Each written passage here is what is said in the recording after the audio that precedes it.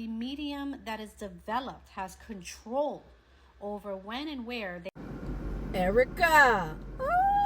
That's exactly what I've been talking about, girl. That's what I'm talking about. So a couple months back, I did a video on mounting and having control over your mount, right? This is exactly what I was talking about. People are like, oh, you can't do that. You can't control your mount. Yes, you can. When you are a developed medium and you are working with spirits of light, you can control your mount. You can control when spirit comes down and when spirit goes. You may not control what they're saying. You may not control, how they go about doing things once they are in, right? But your ability to accept that mount and reject that mount is all within your control, especially when you are dealing with spirits of light. Number one, spirits of light do absolutely go by consent. Absolutely. Okay? Spirits of light will not scare you. They do not scare you. They don't scare you in messages, and they don't scare you when you're mounting them. Okay? Meaning, what does that mean? Meaning that when you are mounting a light spirit, or if a light spirit decides to come down, if anything, the side effects that you will feel from that is absolute bliss, pleasure, joy, healing. You'll feel lighter. You'll feel like things have gotten removed from you, because when they are in you, their vibration is so high, their light is so bright that it just inoculates anything that is doing you harm just by them being in presence, right? What do I mean about them not scaring you by message? What I mean by that is that spirits of light, they'll tell you the hard stuff. They'll still tell you to go fuck yourself, but they're going to do so in a very good way. You know what I'm saying? Like, they'll give you the message exactly how you need to hear it. Okay?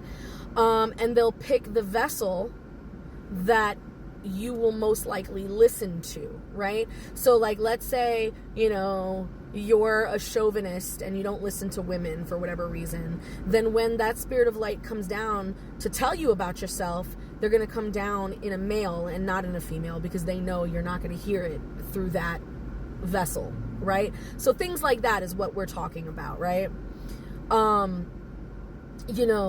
Spirits of light will absolutely not just come in whenever. So when Erica was talking about appropriate times and stuff like that, absolutely. When you see mediums, in the mall or out in the street, just giving people readings, or at a party, just giving people readings, or channeling spirit, or going into trance, or getting mounted in these spaces,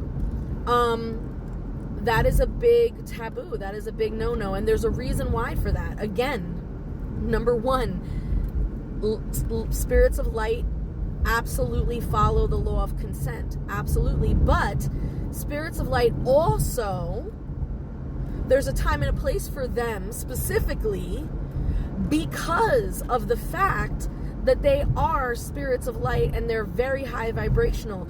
There are circumstances, there are ritualistic behaviors and ceremonies and things that need to be in place in order to be able to withstand the energy that these spirits come with.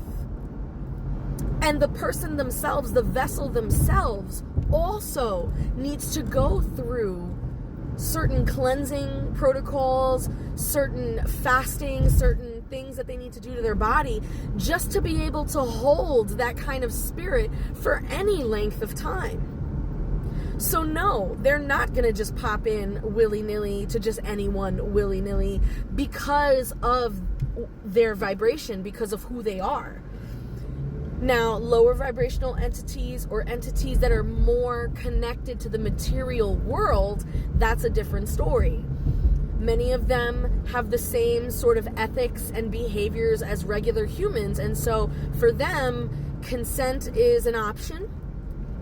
When they do whatever it is that they do is an option.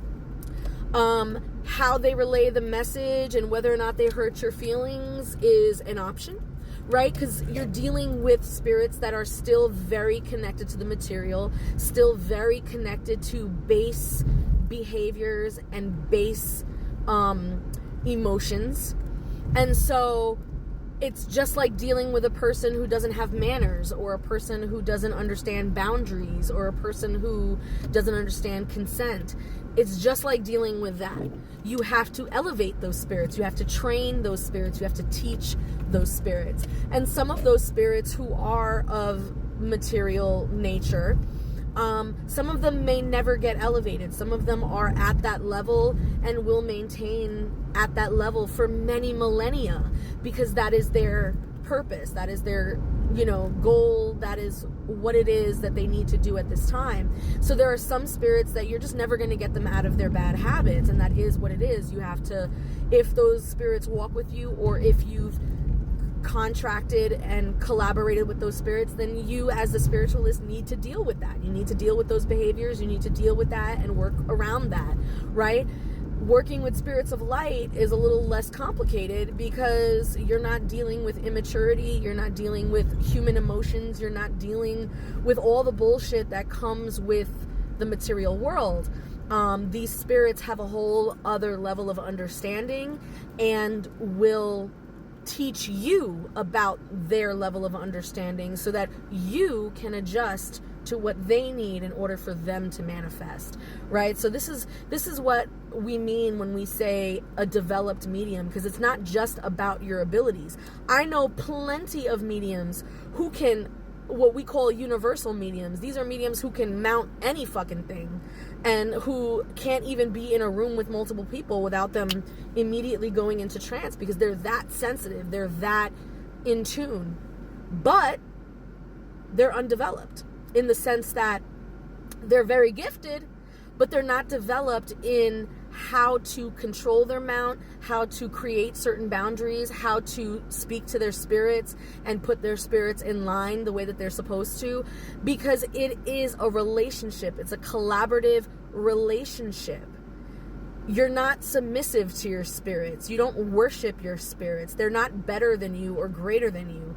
They are energies that are in charge of certain dominions and certain things that you need access to. And there are things that you have that they may need access to. And through that relationship and collaboration, you can make contracts and you can make deals with these energies, right? And do things however you need to do them, right? So this is what we're talking about. But the problem with mediums these days is that they want to learn these gifts, and they want to hurry up and become mediums and learn how to trance and work with these spirits. But they do this in a rush, and they want to say that they have these abilities and show off those abilities. But when it comes down to the nitty-gritty, when it comes down to control, and when it comes down to boundaries, and when it comes down to having authority in ceremonial space and not getting tossed around like a little rag doll because you have no control over your spirits, that's the difference between a developed medium and a medium who's just really good with their gifts, right? So Erica, great video, great conversation. This needed to be had. Loving it, loving it. And my name is Leilani. This is The Magical Solution. My name is Leilani. This is The Magical Solution, and this is how we grow. Thanks for watching.